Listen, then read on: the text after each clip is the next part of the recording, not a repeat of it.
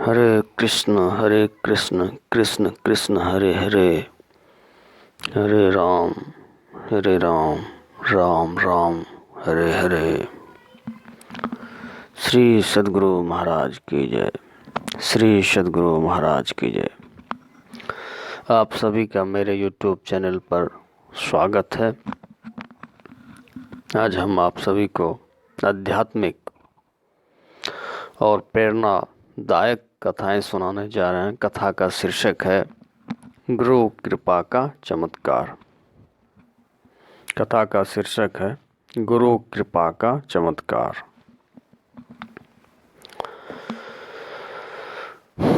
अज्ञ जीव जानता नहीं कि गुरुदेव की कृपा कब, कैसे और किस प्रकार होती है। यानी जीव जो होता है वह अज्ञ होता है, जिसको ज्ञान नहीं होता है, तो वह जानता नहीं कि गुरुदेव की कृपा, संतों की कृपा कब, कैसे और किस प्रकार होती है। एक कामिल फकीर थे, एक सिद्ध फकीर थे, सिद्ध साधु थे, सिद्ध संत थे। उनके एक शिष्य नवाब थे जो कि दूर शहर में रहते थे। फकीर ने अपने निकटवर्ती शिष्य को एक अनार देकर कहा कि जाकर यह अनार नवाब को देना और कहना कि इस अनार को वह खाएगा। फकीर का जो शिष्य था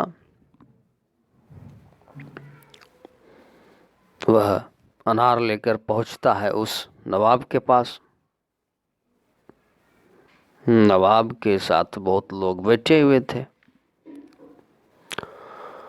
उक्त शिष्य ने नवाब को अनार देते हुए कहा कि तुम्हारे मुर्शिद यानी कि तुम्हारे सद्गुरु महाराज ने यह संदेश भेजा है तुम्हारे खाने के लिए, लो खाओ। नवाब सोचते हैं कि गुरुदेव गुरु महाराज का भेजा हुआ प्रसाद अनार है, उसको तुरंत जो है कि तोड़कर उसके 5 दाने अपने मुंह में डाल दिए। अनार को तोड़कर उसके 5 दाने अपने मुंह में नवाब ने डाले। अनार इतना खट्टा था कि नवाब साहब को न थूकते बनता था और न निगलते ही।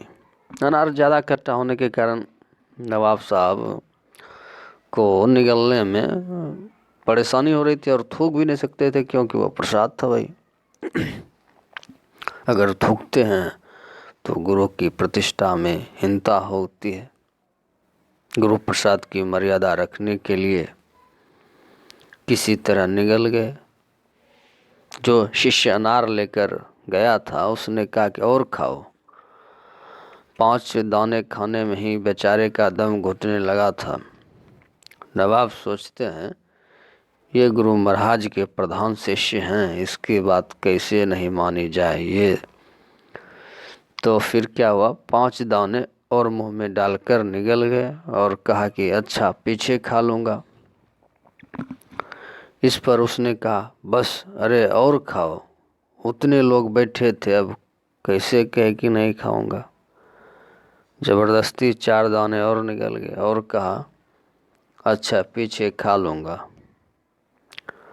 वह शिष्य लौटकर चला आया गुरु महाराज के पास। उस सिद्ध संत के पास वह शिष्य लौटकर चला आया, जो शिष्य अनार देने के लिए नवाब को गया था। तो गुरु महाराज ने पूछा अनार नवाब को दिया था? शिष्य ने उत्तर दिया जी हाँ। फिर मुर्शिद ने पूछा अर्थात सिद्ध संत ने पूछा कि समूचा अनार खाया? शिष्य ने उत्तर दिया समूचा तो नहीं, परंतु 5-5 और 4 कुल 14 दाने खाए। फकीर ने कहा मैं क्या करूं, मैंने तो समूचा अनार भेजा था।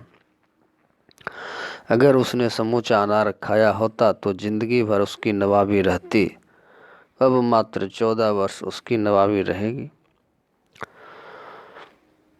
संत सद्गुरु तो जीव को सुख सिंधु में ले जाने के लिए चाहते हैं, लेकिन शिष्य ही अपनी अल्प बुद्धि को विशेष मानकर चूक कर बैठता है। कबीर साहब ने कहा है, गुरु बेचारा क्या करे जो शिष्य माही चूक, भावे जो पर बोधिए बांस बजाई फूक। संत मत में गुरु का स्थान सर्वोपरि।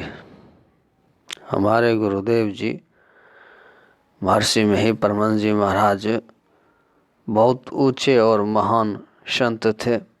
उन्होंने जिस ज्ञान का प्रचार किया, उन्होंने जो शिक्षा दीक्षा दी वह बहुत ऊंची है। तो कथा सार जो है इस कथा का सार जो है वह है कि शिष्य को अपनी बुद्धि नहीं लगानी चाहिए। शिष्य को गुरु के आज्ञा को ही सर्वोपरि मानकर उसका अक्षरशः पालन करना चाहिए। श्री सद्गुरु महाराज की जय। श्री सद्गुरु महाराज की जय।